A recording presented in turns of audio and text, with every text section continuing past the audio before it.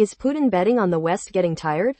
Danish Prime Minister Mette Frederiksen says yes. He hopes allies will give up supporting Ukraine.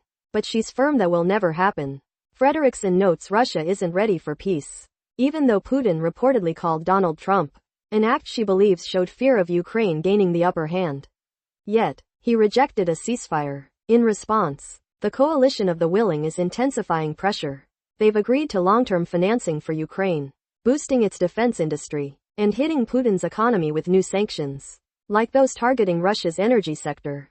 The message is clear: support continues for as long as needed. What's your take on this strategy? Russia is reportedly training Ukrainian children from occupied territories to fight in its war.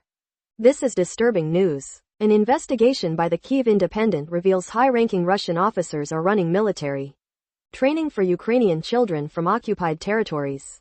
The Warrior Center, established by Vladimir Putin's direct order, oversees this system of youth militarization. Teenagers from occupied Kherson, Zaporizhia, Luhansk, and Donetsk are taken to camps in Russia's Volgograd region. Here, they endure harsh discipline and combat drills, learning to operate drones, dig trenches, use firearms, and handle grenades. One 16-year-old girl shared her testimony from a program in 2024. In 2024 alone, over 1,200 Ukrainian children went through these militarization programs, explicitly preparing them for service in the Russian armed forces. What's your take on this shocking report? Subscribe the channel for more updates. Big news from the border front.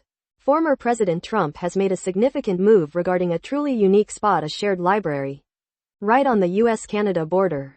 He has ended Canada's access to this facility. Imagine a library where residents from both countries could typically access resources and connect. This decision means Canadian citizens will no longer have access to this cross-border hub. It's a policy change affecting a symbol of international cooperation and a place designed for shared community use. This kind of decision naturally sparks discussion about border policies and the future of shared resources. What's your take on this change? Let us know in the comments. And subscribe the channel for more updates. Hold up, the world's largest warship just sailed into the Caribbean. We're talking about the USS Gerald R. Ford, packed with up to 90 aircraft. A massive show of U.S. military might.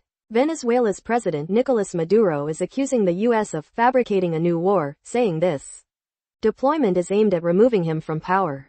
The U.S., however, states these actions are part of a war on drug traffickers, and they've already conducted airstrikes in the region.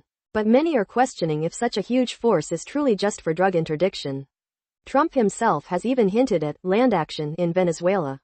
Maduro and his supporters fear this military buildup is really about regime change, especially since the U.S. doesn't recognize him as Venezuela's legitimate leader.